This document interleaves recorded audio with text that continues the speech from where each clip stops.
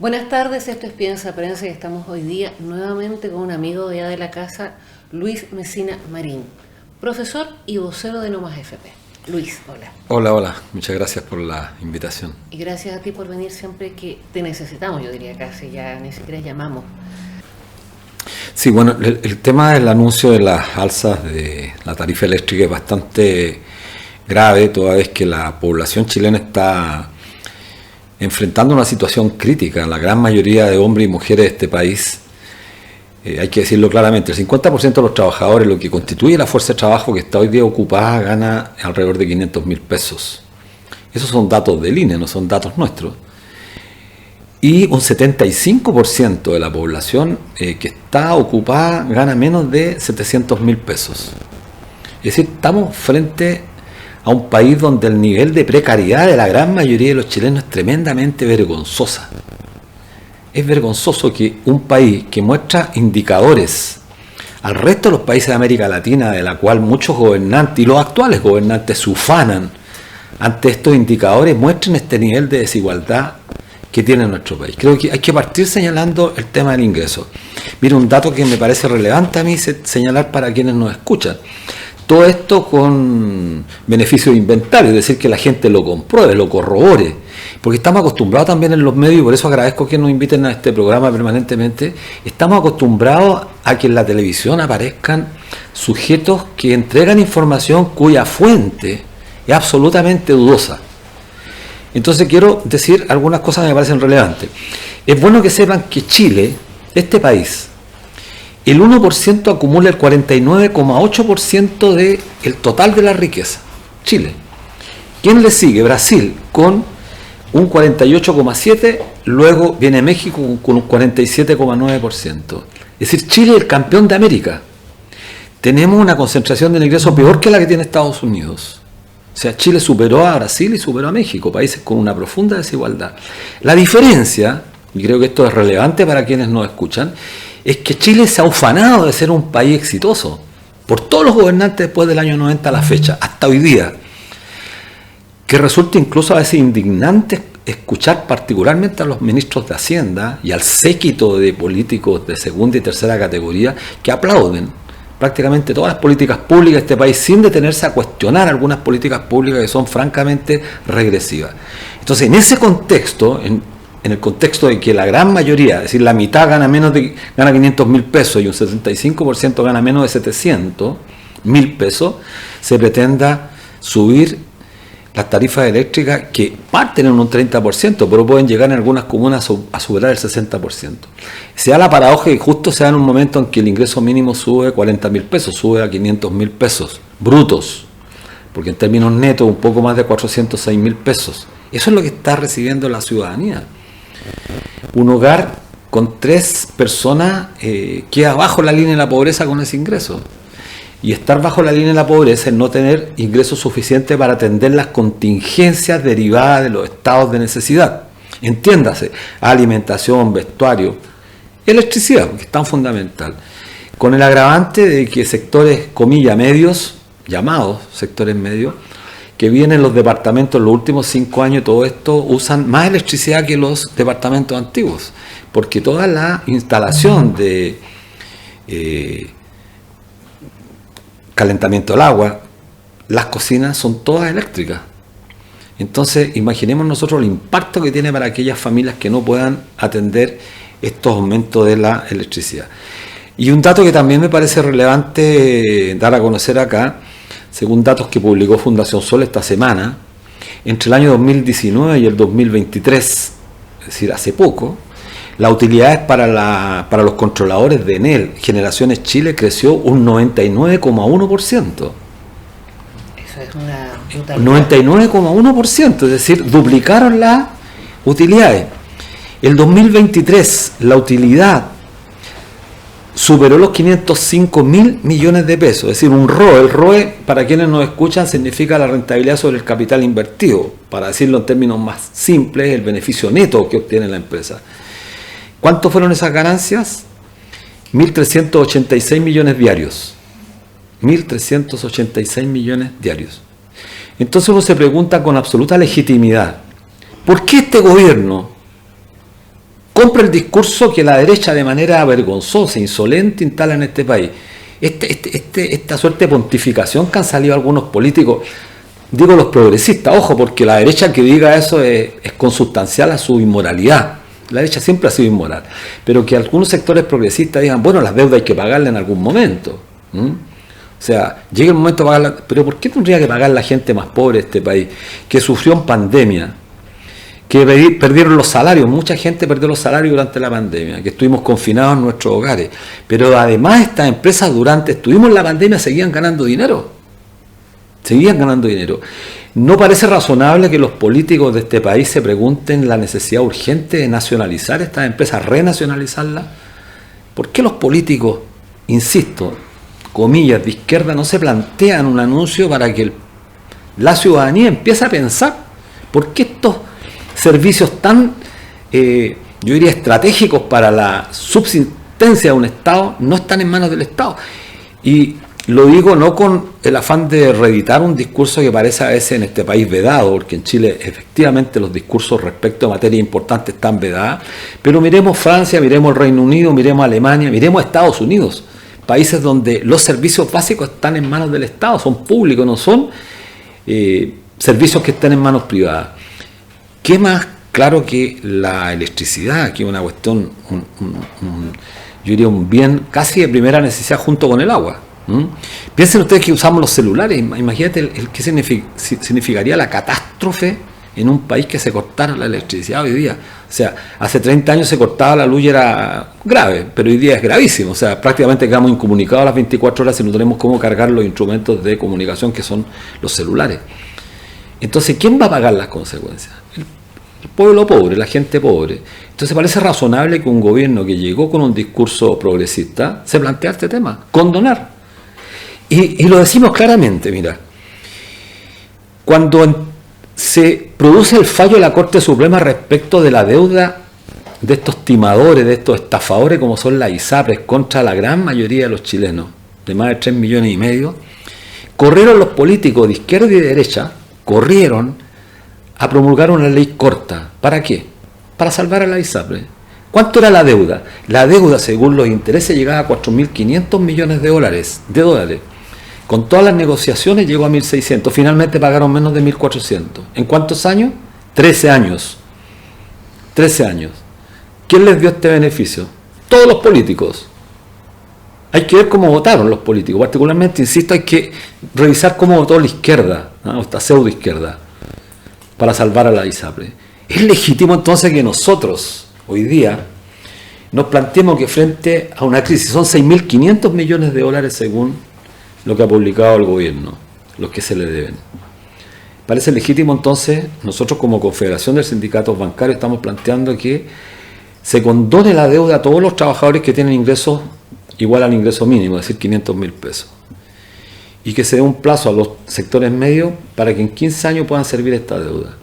Y que se plantee derechamente el estudio de renacionalizar este servicio básico fundamental que debiera estar en manos del Estado.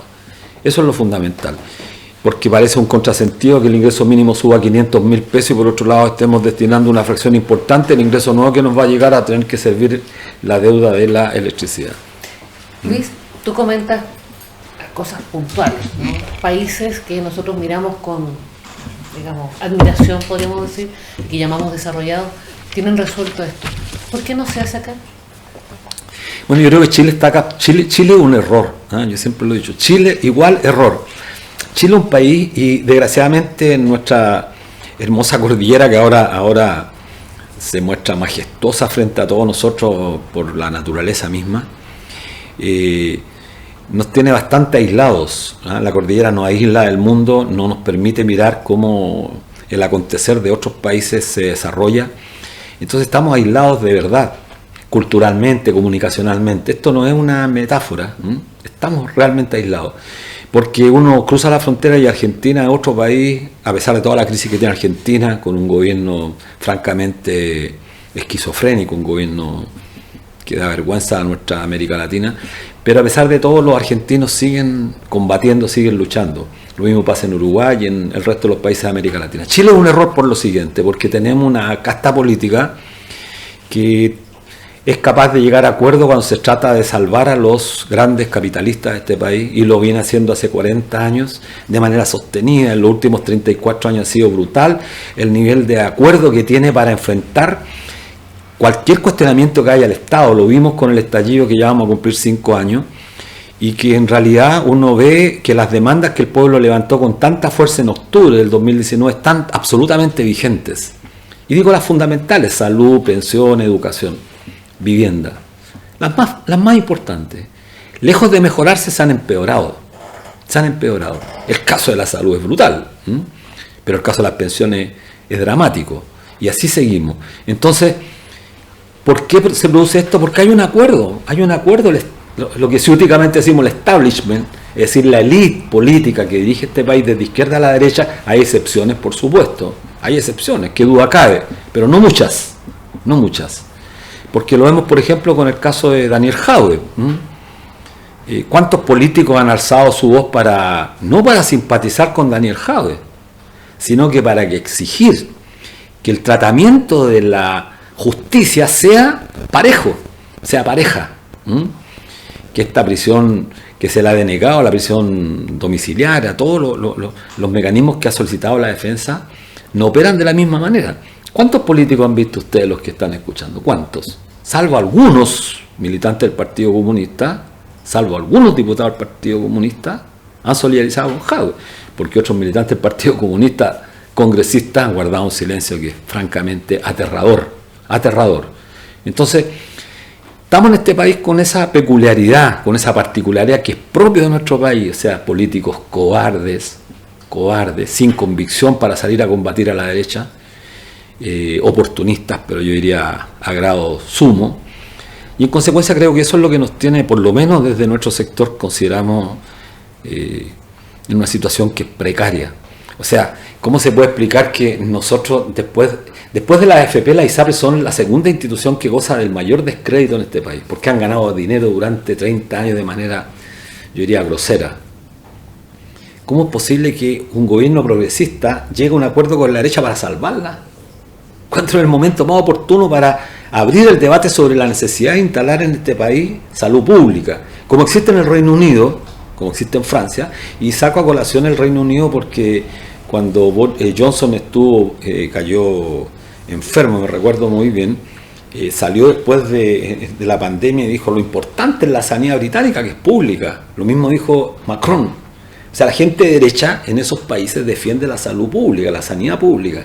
Y en Chile, o sea, la paradoja que los, comillas, izquierdosos de este país defienden la salud privada.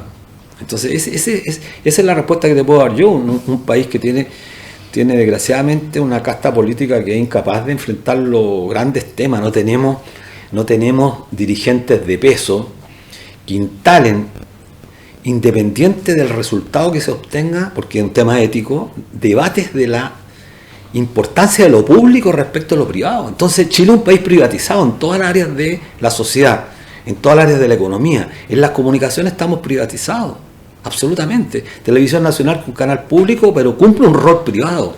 Está privatizado. ¿Por qué está privatizado? Por la casta política.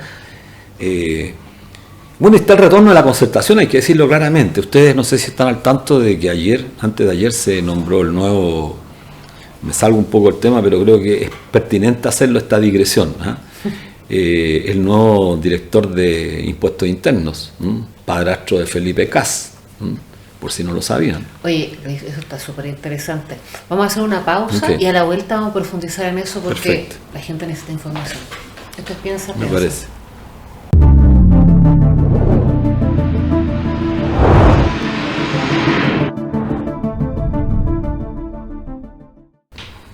Entonces Piensa Prensa y seguimos acá en esta entrevista con Luis Mesina.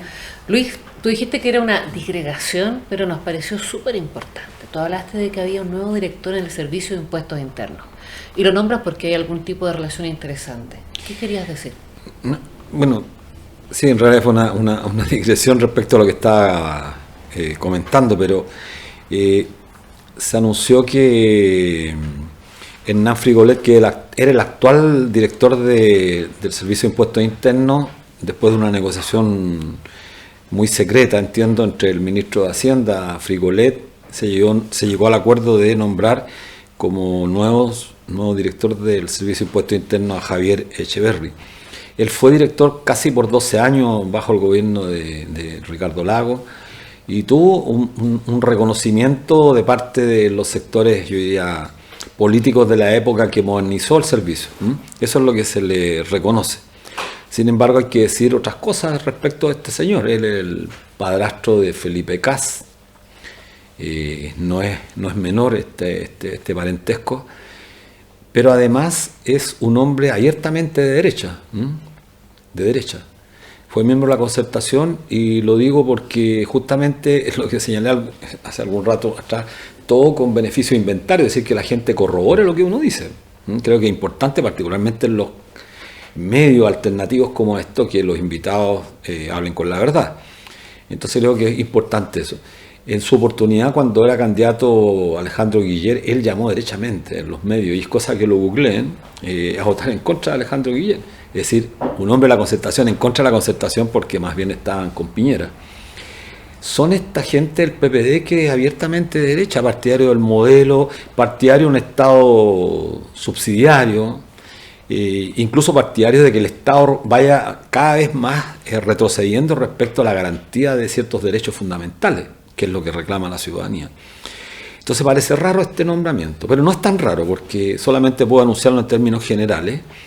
Se estaba intentando que el Servicio de Impuestos Internos no colocara como condición, ustedes recuerden cuando Corret renunció y el Servicio de Impuestos no se querelló con algunas empresas que habían eludido y evadido impuestos, y en estas colusiones extrañas, siempre se pedía que para poder iniciar acciones judiciales el Servicio de Impuestos Internos tenía que accionar judicialmente.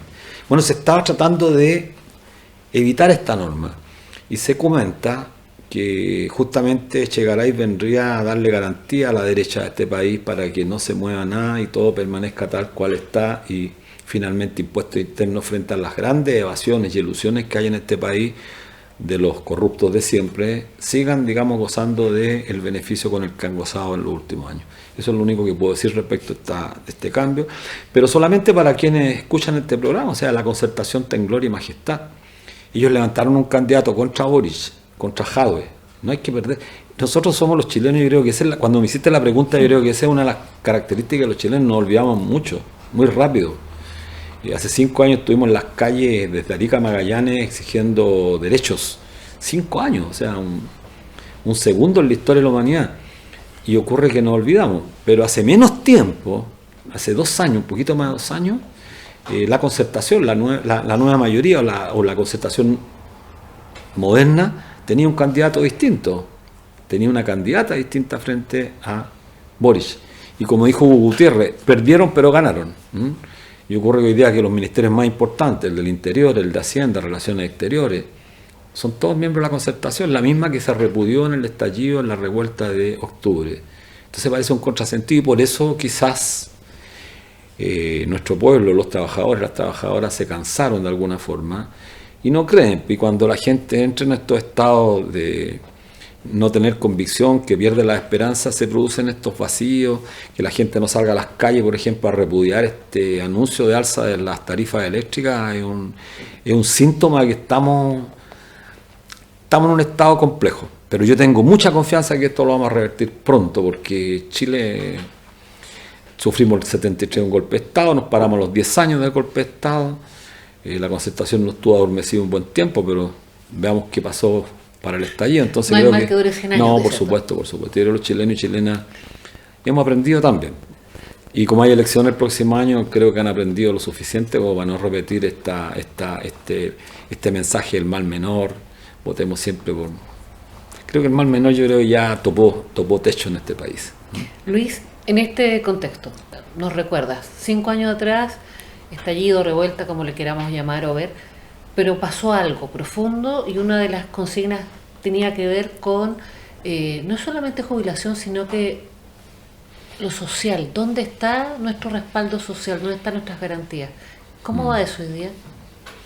Bueno, yo lo dije hace algún rato atrás, creo que las demandas más importantes, mira, en todos los cabildos que se hicieron, en todas las asambleas autoconvocadas que se hicieron desde octubre en adelante del 2019, todos recordamos hasta marzo que llegó la pandemia, que fue justamente la campana que salvó al régimen, yo diría más que a Piñera, al régimen político. Cuando hablo del régimen político hablo de las instituciones putrefactas que hayan en este país y que se han seguido, yo diría, corrompiendo mucho más. La gente no tenía confianza, salió a gritar por derechos, pero también a manifestar su repudio con la impunidad que había frente a la corrupción. La corrupción es un fenómeno que está, yo diría, expandiéndose en el planeta, pero en el caso particular chileno goza de una característica que no tienen todos los países, y que es la impunidad total. Piensen ustedes que en Estados Unidos se le sigue un juicio a Donald Trump, en Estados Unidos. En Perú han estado presos todos los presidentes de la República. En Argentina han tenido serios problemas los presidentes también de la República. Hay anuncios de seguimientos judiciales a Cristina Fernández de Kirchner. Pero en Chile los presidentes gozan de una impunidad absoluta, y todos los ministros. Es decir, hay un acuerdo político, ese acuerdo político espurio de la clase política chilena, y eso la ciudadanía lo expresó con mucha fuerza. Y respecto a las cuestiones sociales, en todos los cabildos autoconvocados, en las asambleas territoriales, en la consulta que hicieron los alcaldes, la gente también se olvida.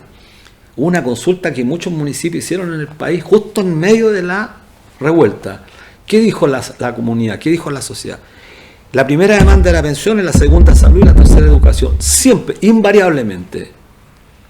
Creo que estos programas además, y reitero los agradecimientos, pero también sirven para que rememoremos, recuperemos memoria, mantengamos en la memoria la cuestión vigente. Y siempre fue así: pensiones, salud y educación. Nunca se modificó, salvo, y esto es relevante, después de la pandemia se modifica, cae a segundo lugar pensión y sube a primer lugar salud, por una cuestión fundamental, porque estábamos en una crisis sanitaria. Pero pasó la crisis sanitaria y vuelven todas las encuestas a pensión a ser la mayor demanda del país. Entonces, no se ha resuelto esto. Y estamos frente a un tema que es grave, porque en el tema salud, por ejemplo, se da un perdonazo a la ISAPRES, que tiene que ver con salud, y se renuncia a la posibilidad de incorporar e instalar en Chile un debate sobre la salud pública. No lo hace el gobierno, no lo hacen los partidos políticos. Y en el tema de pensiones es mucho más grave, porque hoy día existe un debate que está en el Congreso, hay una propuesta de la Cámara de Diputados de este famoso 6%. La gente muchas veces no entiende este tema, pero de lo que se acordó en la Cámara de Diputados, entregar un 3% a capitalización, es decir, a las AFP, y un 3% a un seguro social. Pero la derecha ya ha dicho tajantemente que eso no lo va a aceptar. ¿A qué está dispuesto el gobierno? El gobierno a todo precio, quiere sacar una reforma antes de que termine el gobierno. Y la ministra el día domingo en uno de los programas de televisión señaló que estaban abiertos a buscar o acceder a esta posibilidad de que 4 puntos vayan a la AFP, 4 puntos, y 2 puntos más vayan plata para la AFP. Claro. Entonces estamos hablando de transferir, para que escuchen bien quiénes son los auditores de Piensa Prensa, es decir, destinar una fracción mayor del salario al mercado capital, al mercado de valores. ¿Para financiar a quiénes? A la familia Mate, Luxi, Angelini, Pullman, etcétera, etcétera. Es decir, sería una tragedia. Claro. 1%. Mira, yo creo que sería una tragedia, porque el presidente Boric, que prometió en su programa acabar con las AFP, dijo, y esto, bueno, todos lo escuchamos, este gobierno será la tumba del neoliberalismo, ¿sí? Pero además prometió acabar con las AFP, y en su programa estaba el fin de las AFP. Él fue parte, junto a muchos parlamentarios del Frente Amplio, de la demanda que hacía No Más AFP, el movimiento nuestro. Hay evidencia, hay fotos, hay videos. Sería una tragedia que su legado, al final del mandato, sea haber salvado las ISAPRES, no haber acabado con el CAE, y lo más grave, haber fortalecido a las AFP. O sea, eso es para pegarse un tiro. Ni Piñera habría sido tan grosero en términos de potenciar y consolidar un modelo de despojo que todo Chile demandó en octubre del 2019. Vamos a estar atentos a eso, Luis. Creo que tenemos que hacer de nuevo otra entrevista y ver cómo sigue eso. Muchísimas gracias por acompañarnos siempre y por aclararnos tantos puntos. Esto es Piensa Prensa. Síganos, retuiteennos, compártanos y apoyen nuestras redes, porque lo necesitamos. Somos Piensa Prensa, prensa independiente. Hola, bienvenidos a Piensa Prensa. Hoy les queremos hacer una muy importante invitación. Y para ello les quiero contar un poco la historia de Piensa Prensa. Piensa Prensa se erigió como un referente de veracidad y compromiso social desde hace ya 13 años, durante los cuales hemos sido testigos y relatores de acontecimientos cruciales, siempre con un enfoque en la justicia, la transparencia y la defensa de los derechos humanos. En Piensa Prensa, creemos que una sociedad bien informada es la base de una democracia sólida y participativa. Pero mantener esta visión y expandir nuestro alcance requiere del apoyo y la confianza de ustedes, nuestros lectores fieles y comprometidos. Hoy tenemos presencia en distintas plataformas digitales, en X, antes Twitter, YouTube, Instagram, Spotify, con más de 800,000 seguidores en conjunto, con una app de radio y con canales de comunicación a través de WhatsApp y Telegram. Hoy les hacemos un llamado muy especial. Únanse a nuestra comunidad de suscriptores. Tu suscripción nos permite seguir siendo independientes. Cada suscriptor nos ayuda a mantener nuestra integridad y continuar con nuestro compromiso de reportar la verdad. No te quedes al margen. Únete a la revolución informativa y conviértete en suscriptor de Piensa Prensa hoy mismo. Te esperamos. Muchas gracias por tu apoyo.